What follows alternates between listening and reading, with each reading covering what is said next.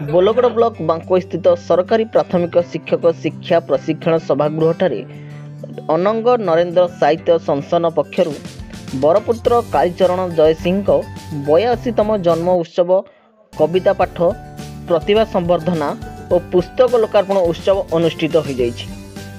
ଏହି ଅବସରରେ ଆୟୋଜିତ ଜନ୍ମ ଉତ୍ସବରେ ସଭାରେ ଐତିହାସିକ ସତ୍ୟବାଦୀ ବଳିଆର ସିଂ ସଭାରେ ସଭାପତିତ୍ୱ କରିଥିଲେ।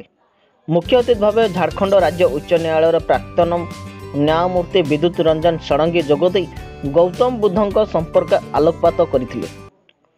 सत्य निष्ठा कर्तव्यपरायण और अहंकार शून्य होई पारिले असंभव को संभव करि परिबारे कोनोसी शक्ति पथरोध करि परिबो नाही। जन्मोत्सव में मुख्य अतिथि श्री षडंगी पांचगड़ रत्न भावे कालीचरण को अभिहित करथिले।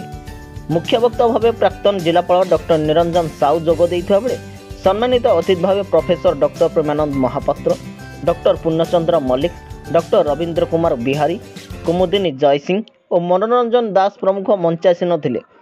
प्रारंभ में अनुष्ठान छात्री द्वारा गुरुवंदना कर वंदे उत्कल जननी गान कर दिवंगत कवि और साहित्यिक निमंते 1 मिनिट नीरव प्रार्थना कर अध्यापक रंगनिधि बलियार सिंह अतिथि मानकर परिचय प्रदान करथिले और परे विशिष्ट व्यक्ति मानक पक्षर श्री जयसिंह संबर्धना करथिले।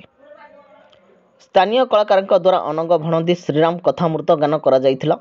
अतिथि माने साहित्य संसदर वार्षिक साहित्य पत्रिका अनंगायन कवि अनंग नरेंद्र 2 गोटी पुस्तक उन्मोचन करथिले।